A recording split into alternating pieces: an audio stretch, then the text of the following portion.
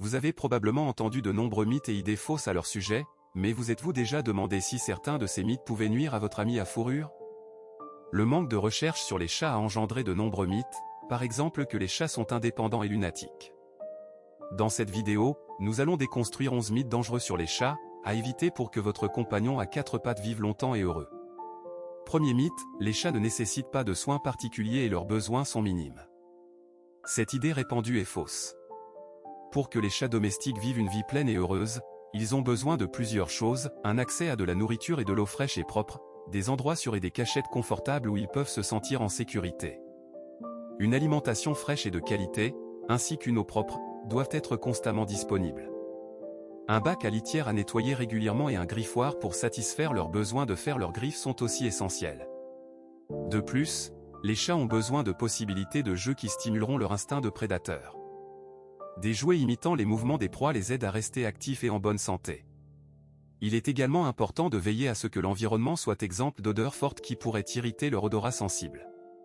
Enfin, le bien-être du chat dépend en grande partie de la relation avec son propriétaire.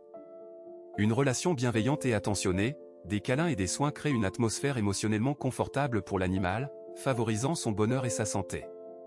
Un soin complet d'un chat demande de l'attention et des responsabilités, en lui fournissant toutes les conditions nécessaires à une vie épanouie. Deuxième mythe, un chat atterrit toujours sur ses pattes. Croire qu'un chat qui tombe de n'importe quelle hauteur atterrira sans blessure sur ses pattes grâce à sa souplesse et ses réflexes est une idée dangereuse et répandue. Bien que les chats possèdent une capacité unique à se retourner en l'air, cela ne garantit pas leur sécurité lors d'une chute. Les chutes de faible hauteur peuvent être particulièrement dangereuses car le chat n'a pas le temps de se retourner complètement et peut atterrir sur le côté ou le dos, causant de graves blessures.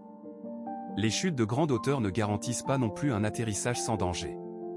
Les vétérinaires sont fréquemment confrontés à des chats blessés après une chute de fenêtre ou de balcon d'immeuble. Il faut donc absolument éviter de tels incidents. La sécurité de votre animal est entre vos mains. Troisième mythe, les chats de race sont plus intelligents que les chats non purs. L'idée que les chats de race sont plus intelligents que les chats non purs n'a aucun fondement scientifique. L'intelligence du chat ne dépend pas de sa race, mais plutôt de sa personnalité et de son expérience. Les chats non purs peuvent être aussi intelligents que les chats de race. L'intelligence du chat se manifeste dans sa capacité à s'adapter à son environnement, à apprendre de nouvelles choses et à interagir avec les humains. Les chats de race peuvent avoir certains traits de caractère et de comportement déterminés par la sélection, mais cela ne signifie pas qu'ils sont plus intelligents que les chats non purs. Par exemple, les siamoises sont connus pour leur sociabilité et leur voix, tandis que les Maine Coons pour leur douceur et leur nature joueuse.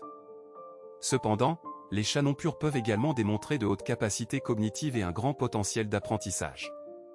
Évaluer l'intelligence des chats uniquement sur la base de leur race est incorrect.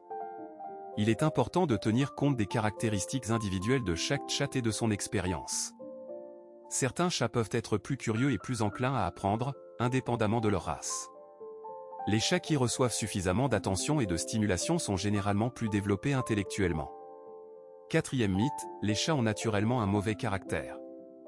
L'idée que les chats ont naturellement un mauvais caractère est souvent due à une mauvaise compréhension de leur comportement. Les chats, comme les humains, possèdent des personnalités uniques qui dépendent de la génétique, de l'éducation et de l'environnement. Un comportement agressif ou indésirable est le plus souvent le résultat de stress, de peur ou de besoins non satisfaits. Les chats qui se sentent en sécurité et reçoivent suffisamment d'attention montrent généralement un comportement affectueux et amical. Des soins appropriés et une socialisation précoce jouent un rôle clé dans le développement du caractère du chat. Les chats ayant grandi dans un environnement aimant et stable sont généralement plus sûrs d'eux et moins enclins à l'agression. Il est important de comprendre que chaque chat est unique et son comportement peut changer en fonction des circonstances. Pour améliorer le comportement d'un chat, il est important de lui accorder de l'attention, de lui fournir suffisamment de jeux et d'activités, et de créer un espace sûr et confortable. Des visites régulières chez le vétérinaire permettront de détecter et de traiter les problèmes médicaux qui peuvent affecter le comportement du chat. Comprendre les besoins et le comportement du chat permet aux propriétaires de créer une relation harmonieuse et de rendre la vie de leur animal plus heureuse et plus confortable. Cinquième mythe, on ne peut pas dresser un chat.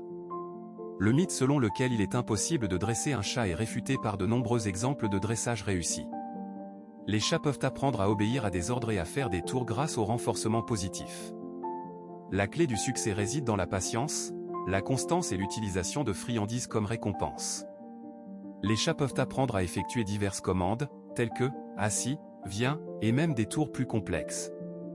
Il est important de commencer par des commandes simples et de complexifier progressivement les tâches. Récompenser les bons comportements aide les chats à comprendre ce qu'on attend d'eux et les motive à apprendre. Le dressage améliore non seulement le comportement des chats, mais renforce également le lien entre l'animal et son propriétaire. Des exercices réguliers aident les chats à se sentir plus confiants et améliorent leur état émotionnel. Les chats qui suivent un dressage sont souvent plus sociables et s'adaptent mieux aux changements dans leur environnement. Il est important de se rappeler que chaque chat est unique et que certains peuvent nécessiter plus de temps et d'efforts pour apprendre que d'autres. Les propriétaires doivent faire preuve de patience et utiliser des méthodes basées sur le renforcement positif pour réussir le dressage.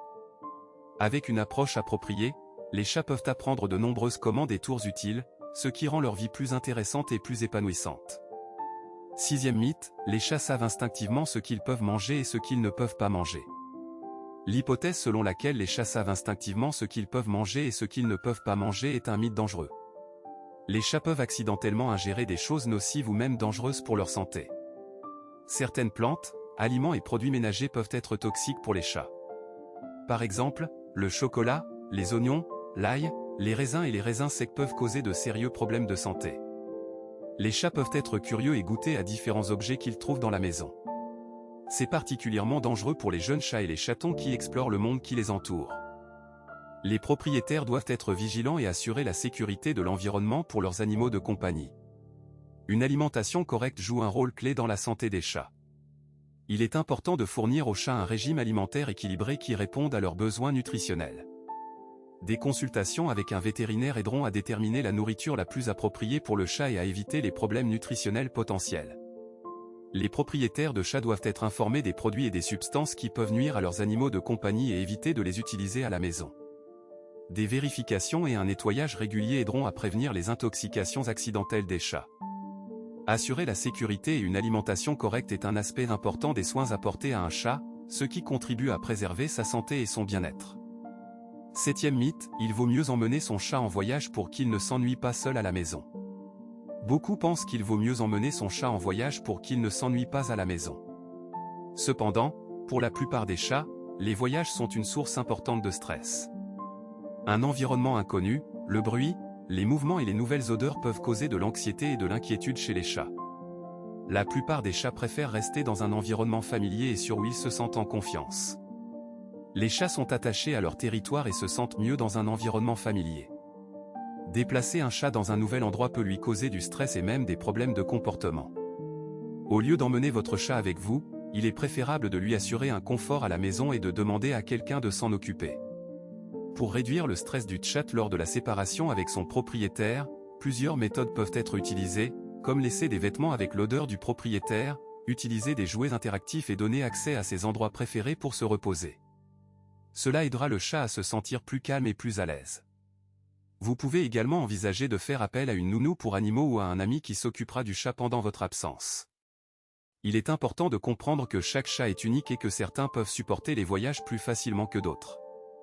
Cependant, pour la plupart des chats, il est préférable de rester à la maison dans un environnement familier. Les propriétaires doivent tenir compte des besoins et des préférences de leurs animaux de compagnie afin de minimiser le stress et d'assurer leur bien-être. Huitième mythe, il faut vacciner seulement les chats qui sortent. Il existe un mythe selon lequel il ne faut vacciner que les chats qui sortent. Même les chats d'intérieur sont exposés au risque de contracter des maladies infectieuses. Les virus et les bactéries peuvent entrer dans la maison par les chaussures, les vêtements ou d'autres animaux. La vaccination régulière aide à protéger les chats contre les maladies dangereuses et renforce leur système immunitaire. Même si un chat ne sort pas, il peut être en contact avec d'autres animaux qui peuvent être porteurs d'infections. La vaccination protège les chats contre des maladies telles que la panleucopénie, la rhinotrachéite, la calicivirose et la rage. Ces maladies peuvent être mortelles pour les chats et se transmettent facilement d'un animal à l'autre. Des visites régulières chez le vétérinaire et le suivi du calendrier des vaccins sont un élément important des soins apportés à un chat. La vaccination aide à prévenir la propagation des infections et préserve la santé des chats d'intérieur comme des chats errants. Les propriétaires doivent consulter un vétérinaire pour déterminer les vaccins nécessaires et le calendrier de leur administration. Prendre soin de la santé d'un chat comprend non seulement une alimentation et des soins appropriés, mais aussi une vaccination régulière. C'est une étape importante pour assurer une vie longue et saine à votre animal de compagnie, qu'il sorte ou non. La vaccination est une mesure de précaution essentielle qui aide à protéger votre chat contre les maladies graves.